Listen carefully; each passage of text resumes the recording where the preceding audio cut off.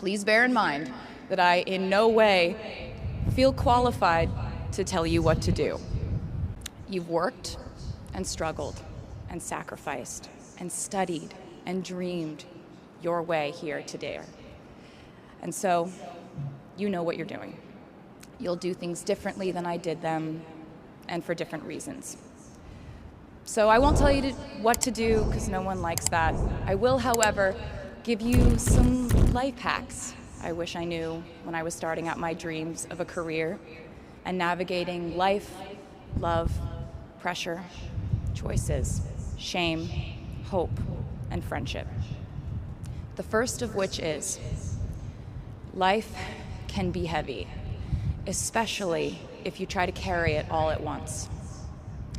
Part of growing up and moving into new chapters of your life is about catch and release. What I mean by that is knowing what things to keep and what things to release. You can't carry all things, all grudges, all updates on your ex, all enviable promotions your school bully got at the hedge fund his uncle started. Decide what is yours to hold and let the rest go. Oftentimes, the good things in your life are lighter anyway, so there's more room for them. One toxic relationship can outweigh so many wonderful, simple joys. You get to pick what your life has time and room for. Be discerning. Secondly, learn to live alongside cringe.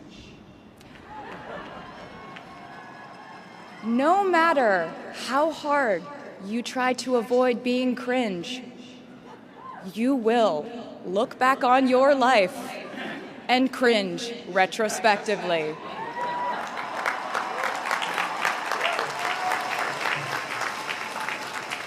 Cringe is unavoidable over a lifetime. Even the term cringe might someday be deemed cringe. I promise you, you're probably doing or wearing something right now that you will look back on later and find revolting and hilarious. You can't avoid it, so don't try to. For example, I had a phase where, for the entirety of 2012, I dressed like a 1950s housewife. But you know what? I was having fun. Trends and phases are fun. Looking back and laughing is fun. And while we're talking about things that make us squirm but really shouldn't, I'd like to say I'm a big advocate for not hiding your enthusiasm for things.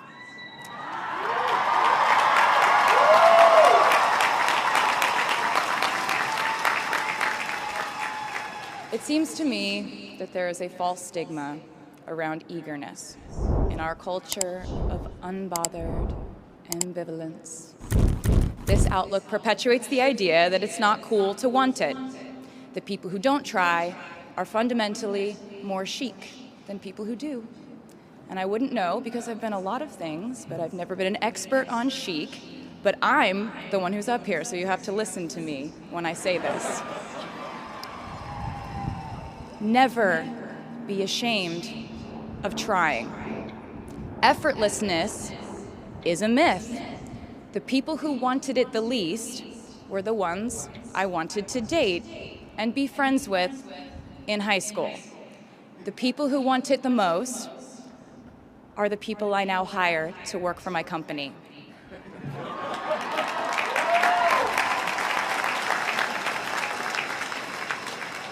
I started writing songs when I was 12, and since then, it's been the compass guiding my life, and in turn, my life guided my writing.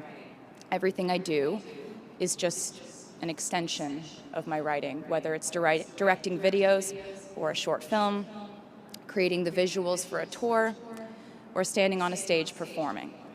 Everything is connected by my love of the craft, the thrill of working through ideas and narrowing them down and polishing it all up in the end, editing, waking up in the middle of the night, throwing out the old idea because you just thought of a newer, better one, or a plot device that ties the whole thing together. There's a reason they call it a hook. Sometimes a string of words just ensnares me, and I can't focus on anything until it's been recorded or written down. As a songwriter, I've never been able to sit still or stay in one creative place for too long.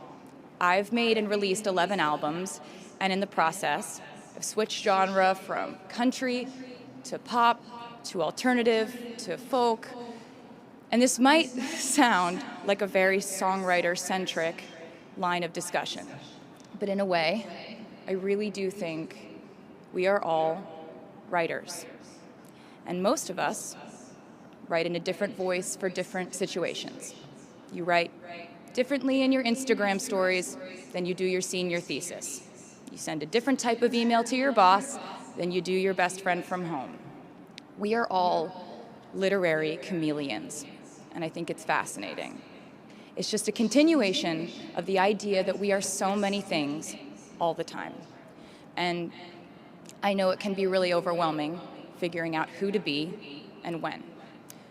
Who you are now